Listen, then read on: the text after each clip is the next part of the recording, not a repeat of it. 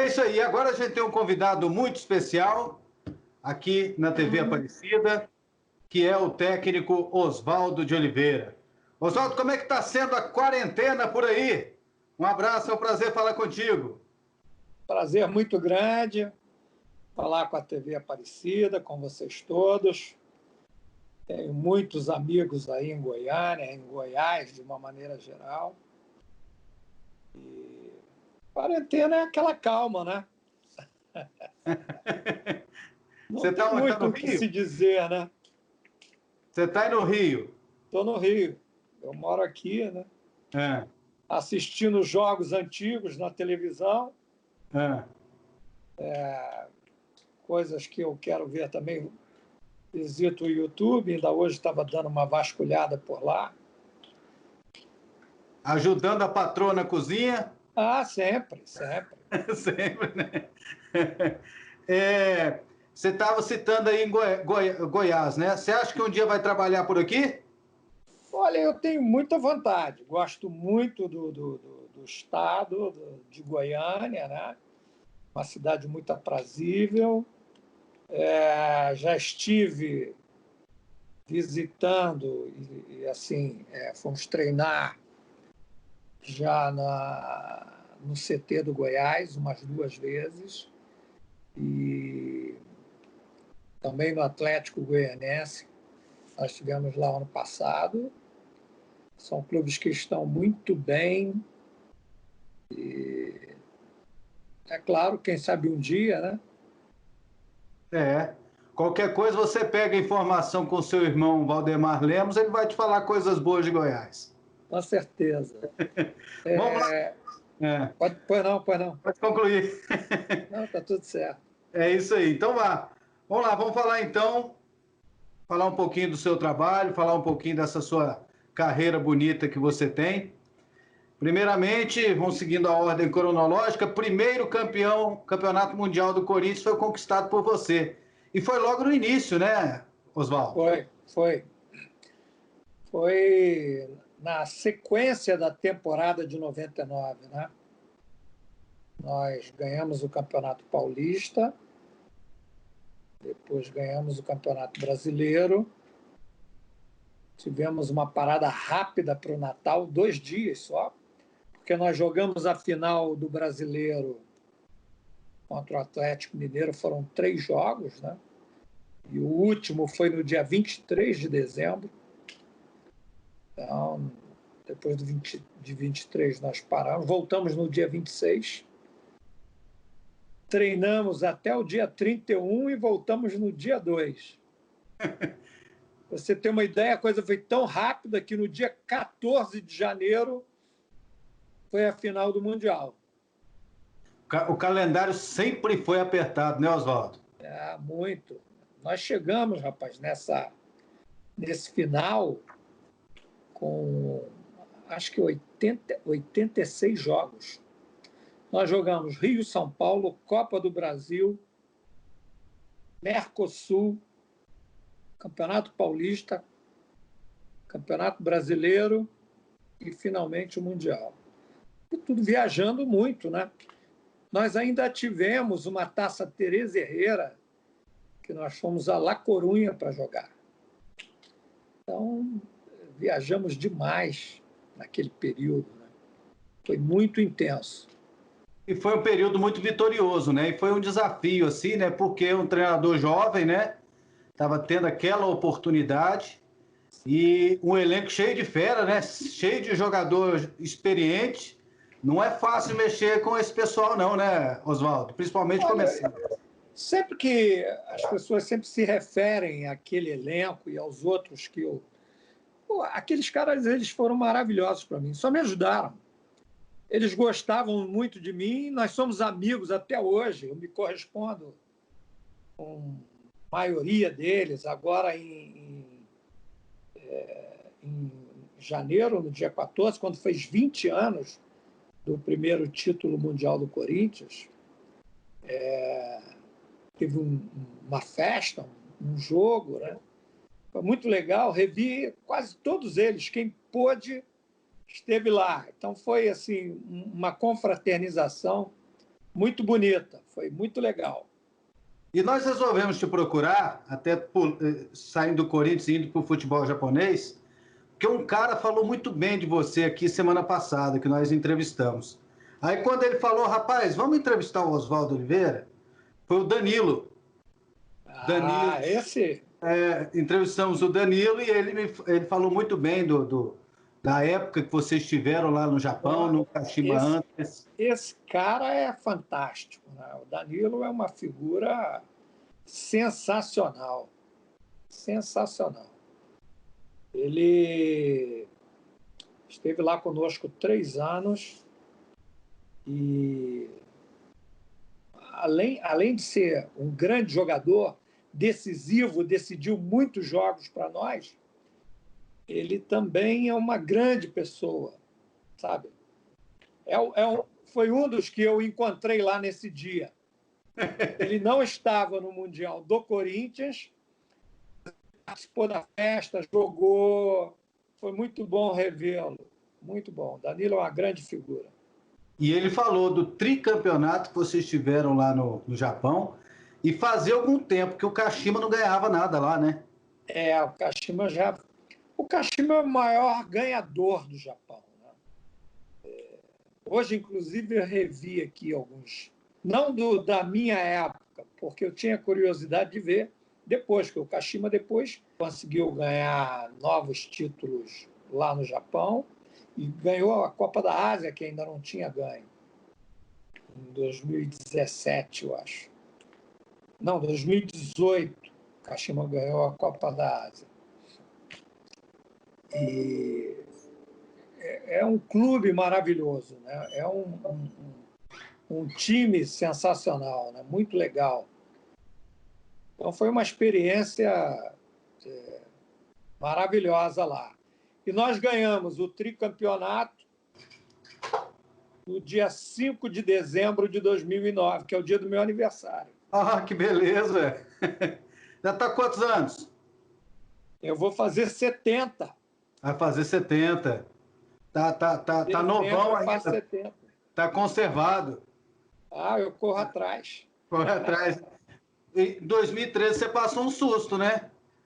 Aquela arritmia que você teve, né? Foi. O que mudou na sua vida depois daquilo, Oswaldo? Rapaz, praticamente nada, porque aquilo ali, na verdade, foi uma bobeada que eu dei, né? Mas a gente corrigiu e hoje eu estou como se nada tivesse acontecido, né? Hoje mesmo já pedalei 20 quilômetros, faço isso 2, 3 vezes por semana. Não tenho nenhuma sequela, nenhum sintoma, nem nada. O maior problema, às vezes, do treinador é o estresse? Não, é o maior problema. É o maior, né? É o maior problema, é claro, porque você imagina, como eu te falei, você fazer 80 e tantos jogos no ano. Hoje, acho que é a coisa mais comedida, está chegando no máximo a 70 e poucos jogos. Naquela época era muito pior. E com viagens, né? Você não tem tempo, muitas vezes, de treinar. Então, você fica muito estressado com a consistência da tua equipe de um jogo para o outro. Né? Então, isso, se você conseguir facilitar, tirar o peso das viagens, sabe? E, enfim, a coisa fica melhor. Mas é muito estressante, porque o jogador leva cartão amarelo, se machuca, não participa de... O treinador não, o treinador vai em todas. Vai em todas. Não tem jeito. Em toda entrevista, com dirigente cobrando, torcida. Não tem jeito. Cai sempre em cima do treinador, né? Não tem a oportunidade, às vezes, de dar sequência no trabalho. Esse é o maior problema do futebol brasileiro, Oswaldo? Eu acho que é um dos grandes problemas do futebol brasileiro. Né? O futebol brasileiro ele cresceu muito dentro do campo, continua crescendo. O futebol brasileiro é o maior formador de talentos do mundo não tem a menor dúvida disso. Eu me lembro que, em 2009, no ano do tricampeonato lá no Kashima, eles me pediram para dar uma palestra para os treinadores japoneses. E eles foram todos para Kashima nesse dia, e eu tinha lá uns 200 caras no anfiteatro. E eu fui fazer uma pesquisa porque eu queria falar para eles exatamente sobre a formação do jogador brasileiro em comparação com o jogador japonês. E eu pesquisando, eu encontrei números que me deixaram apavorados. Nós tínhamos, em 2009, atuando fora do Brasil, nada mais, nada menos que 5.000 jogadores.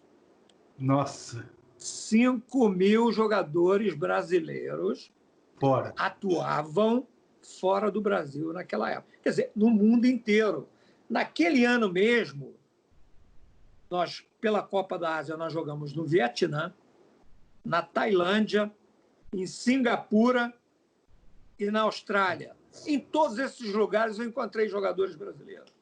3, 4, em alguns lugares que era possível, até 5 jogadores brasileiros, nesses lugares todos. Se você pegar o mundo inteiro, América Central, América do Sul, na Europa, os países árabes, é um negócio colossal, entendeu? Não para. O Brasil tem uma capacidade incrível. Pô, Goiás é um celeiro, né? Esses dias eu estava conversando com um amigo aqui, a gente falou, pô, de Goiás, pô. Tanto craque, eu não vou nem falar o nome de nenhum, porque para não começar. Não começar, né? Mas é um negócio espetacular. Do Túlio Maravilha, o Idemar, Baltazar. Esses dias eu vi aqui na Sport TV a final do Brasileiro de 95, que ele faz o gol, né? Jogador sensacional. Fernandão. O próprio Danilo foi revelado aí, embora não seja goiano, mas o Luvanor. Luvanor, excelente. Olha, muita gente boa. Araújo, né? Araújo. Enfim, tantos craques, né? Isso no Brasil inteiro, pô. Brasil. Esses dias eu recebi uma mensagem de um brasileiro do Maranhão que se naturalizou chinês, que é o Elkson. O Elkson vai disputar as eliminatórias e, quem sabe, a próxima Copa do Mundo pela China. Ele se naturalizou chinês, é lá do Maranhão. Quer dizer, é um negócio incrível. E o desperdício que nós temos é um absurdo também, né? Uma outra pesquisa que eu fiz, nós temos tempo, né? Temos. Posso falar? Tranquilo. Uma outra pesquisa que eu fiz numa outra ocasião foi na Copa do Mundo de 86, porque a Dinamarca apareceu com a Dinamáquina, tá? Laudrup, Elke Aer, aqueles outros 2 irmãos que tinham. Quer dizer, era uma máquina, deu de 6 num, deu de. Enfim, era um timaço. E eu me lembro que ia começar um daqueles jogos da Dinamarca, e como eles fazem uma cobertura muito legal, né? A televisão sempre faz, eles foram à Dinamarca e recolheram alguns dados. E aí o cara falou assim, a Dinamarca tem 18 ou 19 milhões de habitantes. Eu aí fui buscar quantas pessoas jogavam futebol na Dinamarca. E pasme com o número que eu vou te dizer, em 1986.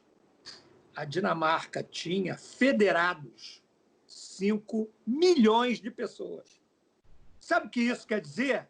Que todo mundo que naquela época jogava futebol na Dinamarca estava federado, estava inscrito, estava controlado. Dente de leite, feminino, veterano, todas as divisões, todo mundo sob controle da Federação Dinamarquesa. Então, esse cara não desperdiça. Naquela época, o Brasil tinha o quê? 150 milhões de habitantes. É só você pensar no número de jogadores que a gente desperdiça, de talentos incríveis, e que um país que tem esse controle, e eu vivi 6 anos no Japão, eu sei te dizer bem isso, esses caras não desperdiçam. E o número de times que a gente tem, o número de campeonatos, o número de estados, né? O número André, onde eu quero chegar com isso? Onde eu quero chegar é o seguinte: nós continuamos formando jogadores, mas a nossa falha é na educação, é na formação do homem. Formação do homem nós erramos. Por isso, nós temos tanto desperdício. Não vou citar nomes porque é constrangedor, mas não passa aí na tua cabeça agora um sem número de grandes jogadores que o Brasil desperdiçou ao longo do tempo? Demais. Às vezes por má formação, por má orientação. É aí que eu quero chegar. Se perde, né? É aí que eu quero chegar. Eu fui aluno e fui professor de escola aqui no Rio de Janeiro. Então, eu fui aluno nos anos 60, fui professor nos anos 70 e um pouquinho nos anos 80 ainda. A diferença do comportamento do aluno daquelas décadas era diferente de uma para outra. Quando eu estudei e quando eu ensinei. Você imagine hoje, aluno agride professor dentro da sala de aula. E onde vai parar isso? Onde vai parar isso? Isso é um desmando que interfere diretamente na formação do homem, não do jogador. Nosso jogador vai continuar excelente o tempo todo. Ciclicamente aparecem os grandes craques. Eu estava vendo aqui esses dias um jogo, até mandei mensagem para o meu filho e para alguns amigos. Um grupo de craques absurdo numa disputa de Copa América que passou em 2007. Adriano, Kaká, Ronaldo, Ronaldinho, Robinho, Lúcio, Juan. Meu Deus do céu! O banco podia jogar. Tranquilamente o banco podia jogar. Você está entendendo? Quer dizer, é um negócio absurdo. Isso eu já vi várias vezes. Pessoal, agora nós não vamos ter mais craque. Você acha que algum clube no Brasil ele faz isso? Trabalha a formação do atleta assim, do jeito que você... Melhorou muito. Melhorou muito. Hoje há uma preocupação muito grande em se reparar esse erro. Há uma preocupação muito grande. A gente foi acompanhando essa evolução através do tempo. Há uma preocupação muito grande em se melhorar.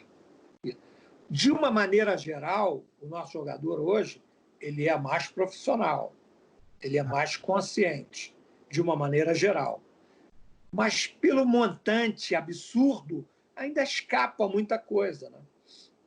Um craque assim que a gente pode encaixar dentro desse contexto, que poderia ser melhor trabalhado e que poderia até render mais do que rende. A gente pode colocar o Neymar nesse contexto? Não, o Neymar é o maior jogador brasileiro há muito tempo. Eu não teria nenhum reparo a fazer ao Neymar. Nenhum reparo. Até porque eu não trabalhei com ele. A informação que eu tenho do Neymar, porque eu cheguei no Santos 6 meses depois que ele tinha saído, todo mundo adorava ele. Só exemplos magníficos, sabe? Como pessoa, bondade, ajudava todo mundo, e, enfim. Eu não teria nenhum reparo porque eu não trabalhei com ele. Mas outros jogadores que eu trabalhei, a gente sabe que, pelo potencial como jogador, teriam sido grandes craques. Mas, infelizmente, falhavam exatamente no comportamento. E isso acabou desvirtuando e desperdiçando alguns jogadores que teriam sido muito melhores do que foram. Oswaldo, quais são os seus planos pós-quarentena? Tá. Rapaz, primeiro a gente não sabe quando isso vai acabar, né? É verdade. Não tem ideia, né? A gente não sabe quando isso vai acabar. Eu fico um pouco assustado de ver, na situação que nós estamos vivendo, aqui no Brasil, se falar em voltar a jogar. Tá? Voltar a jogar implica numa série de protocolos que eu acho que não é agora. O Brasil nunca esteve preparado para isso. A Alemanha voltou, eu não sei, porque eu não conheço, nunca trabalhei na Alemanha, mas certamente eles estão preparados para voltar. Com certeza estão preparados para voltar. Mas aqui, se você pensar no arcabouço que envolve um jogo de futebol, muito difícil. Muito difícil. Eu até fiz uma leitura aqui que Série A, ok, Série B, talvez. E a Série C tem condições de fazer um protocolo como a Alemanha? E a D tem 68 times? Pois é, a gente pode imaginar. Eu nunca estive lá, nem na B, nem na C, nem na D. Mas eu posso imaginar. Eu converso todo dia com os meus colegas treinadores e eles me passam esse ponto de vista. Entendeu? Seria muito difícil pela demanda. Envolve um jogo de futebol, envolve muita gente. Sem falar na torcida, né? Porque um jogo de futebol sem torcida é videogame. Então é melhor jogar videogame. Eu fico louco em pensar na possibilidade de uma partida sem o torcedor. Isso não existe, né? O torcedor transpira, passa a energia para dentro do campo. Se você jogar sem isso, você está amputado. O jogo está amputado de emoção. Não tem a menor dúvida disso. E o clube sem a renda. Pois é. E você jamais vai aferir quem é o melhor se o espetáculo não está submetido à emoção.